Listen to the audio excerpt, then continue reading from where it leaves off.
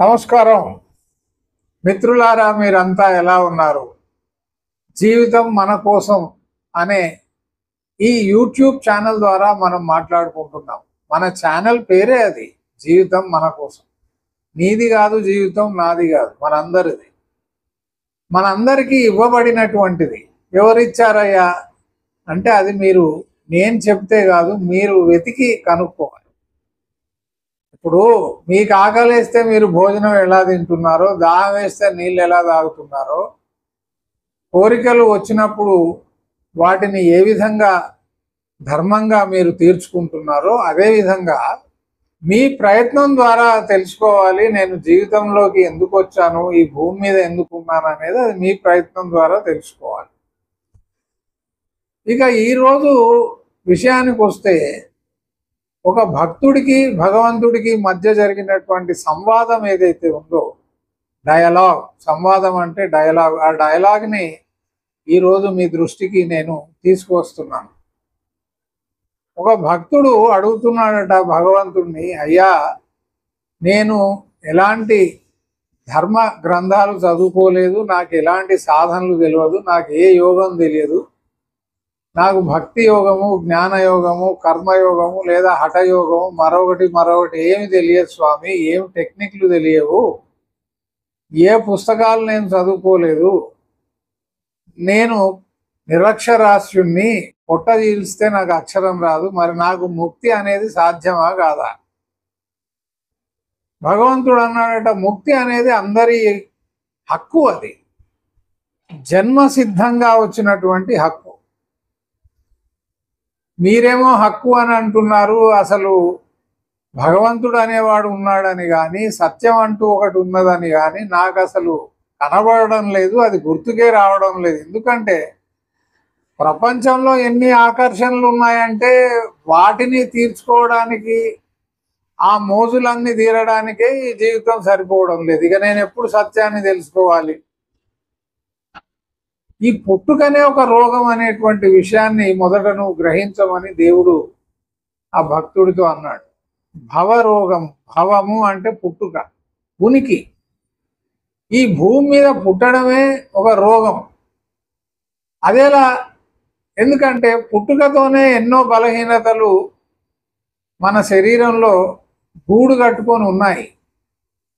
ఈర్ష, ద్వేషం, అసూయ, పగ, కార్పణ్యం, ఇవన్నీ కూడా శరీరంతో పాటు 1+1 ఉచితం అన్నట్టు, ఒకటి ఉంటే ఒకటి ఉచితం అన్నట్టు పుట్టుకతో పాటుగా ఇవన్నీ కూడా ఫ్రీగా వచ్చేసాయి అన్నమాట, ఫ్రీ పీస్. కాబట్టి ఈ శరీరంలో ఎప్పుడు ఏదో ఒక కోరిక ఉండనే ఉంటుంది, కానీ మరి సత్యాన్ని, జీవితం యొక్క ఉద్దేశాన్ని తెలుసుకునేటువంటి కోరిక ఎందుకు పుట్టడం లేదు? పుట్టినా అది ఎక్కువసేపు నిలవడం లేదు ఎందుకు? మళ్ళీ నా మనస్సు అనేది ప్రపంచం వైపే ఎందుకు లాగుతుంది? అంటే నువ్వు ఎలాంటి ప్రయత్నం చేస్తే అలాంటి ఫలితమే నీకు వస్తుంది. నీ ప్రయత్నం అలా ఉంది, నేనేం చేయగలను అని దేవుడు అన్నాడట. ఒక్కొక్క వయసులో ఒక్కో రకమైనటువంటి కోరిక లేదా కోరికలు ఉంటాయి. చిన్నప్పుడేమో ఎంతసేపు ఆడుకుందాము, ఏ బొమ్మలతో ఆడుకుందాము, ఫ్రెండ్స్తో ఆడుకుందాము, అది అయిపోతుంది. వయసు వచ్చేస్తుంది, వయసుతో పాటు మన బొమ్మలు కూడా మారిపోతాయి. అక్కడ ఆడ అయితే మగ, మగ అయితే ఆడ ఆకర్షణ ఏర్పడుతుంది. ఇప్పుడు ఆ బొమ్మలతో ఆడుకోవడం మొదలవుతుంది. ఈ కామము, క్రోధము, మదము, మాత్సర్యము, ఈర్ష, ద్వేషం, ఇవన్నీ కూడా ఈ 6 లక్షణాలు ఎంత ప్రబలంగా ఉన్నాయంటే, ఎంత బలంగా ఉన్నాయంటే వీటి నుంచి బయటపడడం అనేది అంత తేలిక కాదు. వెనకటికి ఒక లేడీ అంటే డియర్ అని ఉంటుంది కదా అడవిలో, దానికి అక్కడ ఒక గుడ్డ మీద అనేక కాయగూరలు, ఆకుకూరలు పరచబడి కనబడ్డాయి. అది అనుకుంది, అబ్బాబాబా ఎంత తేలిగ్గా దొరికాయి రకరకాల ఫలాలు, కందమూలాలు, కూరగాయలు, ఈరోజు సుష్టుగా భోంచేసి వెళ్తాను అని అనుకుందే తప్ప, వాటి చుట్టూ అల్లబడినటువంటి నెట్, ఉచ్చు అంటారు, ఇప్పుడు చేపలు పట్టడానికి వల కావాలి. అలాగే జంతువులను అడవిలో పట్టుకోవడానికి ఏం చేస్తారు, ఇలాంటి వలలు ఏర్పాటు చేస్తారు. సో కళ్ళు ఉన్నాయి కానీ దానికి ఆ వల కనబడడం లేదు. కేవలం అక్కడ ఉన్నటువంటి ఆహార పదార్థాలు మాత్రమే కనబడ్డాయి. వెళ్ళింది తినడానికి, అందులో ఇరుక్కుపోయింది, ఆ వేటగాడికి దొరికింది. అయితే వయస్సు ఎంత పెరిగినా సరే ఈ మనస్సు అనేది అదుపులోకి రావడం లేదు. మరి దీన్ని ఎలా అదుపులోకి తీసుకురావాలి అంటే, నువ్వు యోగం చేయాలి అన్నాడంట దేవుడు. అయ్యా స్వామి, యోగం తెలియకనే కదా ఇదంతా చెప్పు. ఈ కర్మయోగం ఏంటో, జ్ఞానయోగము, భక్తి యోగము, ఈ హఠయోగము, ఇవన్నీ నాకేం తెలియవు. నువ్వు తేలిగ్గా నేను సత్యాన్ని, నిన్ను, భగవంతుణ్ణి పొందేటువంటి మార్గం ఏదైనా ఉంటే చెప్పు, అనవసరంగా నన్ను కన్ఫ్యూజ్ చేయకు స్వామి అని. అప్పుడు దేవుడు అంటున్నాడట, అరే నాయన, నువ్వు శరీరంలో ఇరుక్కొని పోయావు అనేటువంటి సంగతి నువ్వు మొదట గ్రహించాలి. నువ్వు శరీరాన్ని భావిస్తున్నావు కాబట్టి ఆ శరీరం ద్వారా ఉత్పన్నమైనటువంటి, ప్రొడ్యూస్ చేయబడ్డటువంటి ఆ కోరికలతోని నువ్వు సతమతం అవుతున్నావు. అందుకే నీ బుద్ధి అనేది భ్రష్టు పట్టింది. నీ నిజరూప దర్శనాన్ని తెలుసుకో. చాలా మంది తిరుపతి వెళ్తుంటారు, గురువారం రోజు నిజరూప దర్శనాన్ని చూద్దామని. నిజరూప దర్శనం అంటే ఏదో అంగవస్త్రం మీద కేవలం ఈ నడుము దగ్గర కట్టినటువంటి ఒక గుడ్డ పేలిక తప్ప ఇంకా ఎలాంటి అలంకరణ ఉండదు. దాన్ని నిజరూప దర్శనం అని అనుకుంటారు. అది కాదండి. ఈ శరీరము, ఆ శరీరంలో ఉండేటువంటి కోరికలు, అవయవాలు, వాటి చేత మనకు కలిగేటువంటి అనేక వికారాలు, వీటన్నిటిని పక్కకు పెట్టినప్పుడు అక్కడ ఉండేటువంటి ఈ సూక్ష్మ శరీరం ఏదైతే ఉందో దాని యొక్క ఉనికి అందరికీ తెలుసు. చాలా మంది అంటుంటారు అనమాట, ఈరోజు నాకు చాలా ఆనందం కలిగింది. దేనికి కలిగిందంటే చెప్పలేకపోతారు, ఏమో తెలియదు అని. అంటే అవ్యక్తము, అంటే వ్యక్తపరచలేనిది, మనం చెప్పలేనిది, మాటల్లో వర్ణించలేనటువంటి అనేక అనుభవాలు మనకు కలుగుతాయి. ఇవన్నీ స్థూల శరీరానికి సంబంధించినటువంటి కాదు. స్థూలము, సూక్ష్మము అని మీరు సంస్కృత పదాలు ఉన్నంత మాత్రాన ఏం కన్ఫ్యూజ్ కానక్కర్లేదు.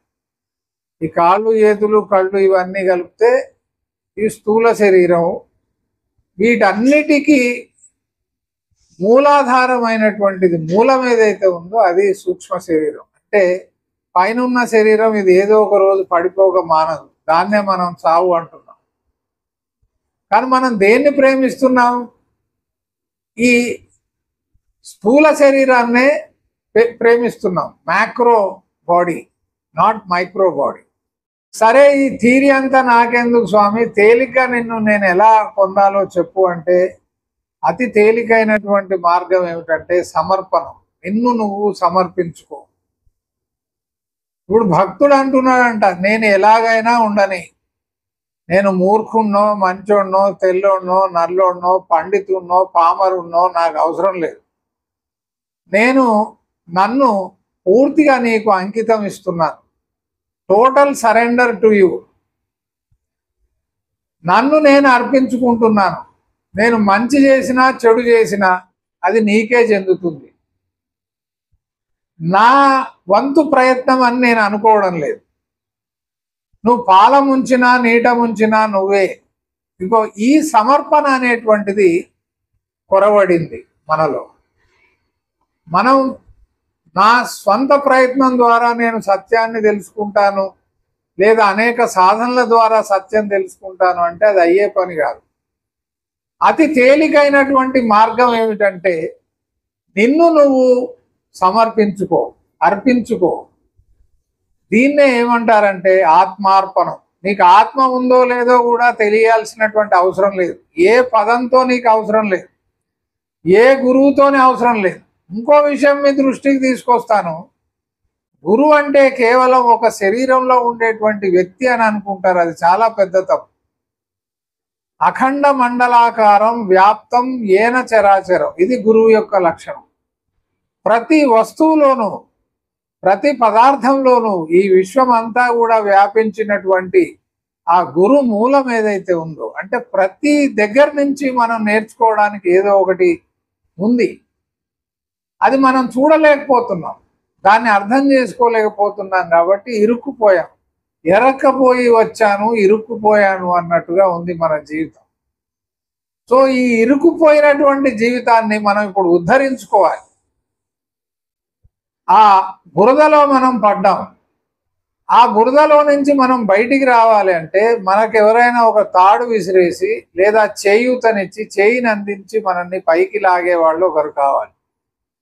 వారెవరయ్యా అంటే, అతి నమ్మకమైనటువంటి ఆ చేయి ఎవరిది అంటే, the most reliable hand, helping hand ఎవరిదయ్యా అంటే, మనుషులను నమ్ముకోకండి, నట్టేట ముంచేస్తారు. నా వరకైతే the most reliable hand is the hand of God. భగవంతుడి యొక్క స్నేహ హస్తాన్ని మనం పొందాలన్నమాట. ఏది ఇచ్చినా కానీ ప్రసాదంగా స్వీకరించాలి. చెప్పడానికి చాలా చెప్పావు లేవయ్యా, నీకు కష్టాలు వస్తే తెలుస్తుందని ఒక ఆయన అన్నట్టు. ఏదని ఇవ్వనివ్వండి స్వామి, ఎలాంటి జబ్బని ఇవ్వనివ్వండి. ఈ ముసలాయనకి క్యాన్సర్ ఉంది, ప్రాస్ట్రేట్ ఎన్లార్జ్మెంట్ ఉంది, హెర్నియా ఉంది, కిడ్నీలో స్టోన్స్ ఉన్నాయి, హార్ట్ ఎయిల్మెంట్ ఉంది, ఇంకా సరిపోవా, ఇంకేమన్నా ఇస్తే ఇవ్వు. ఏది ఇచ్చినా చింతలేవు. ఎందుకు?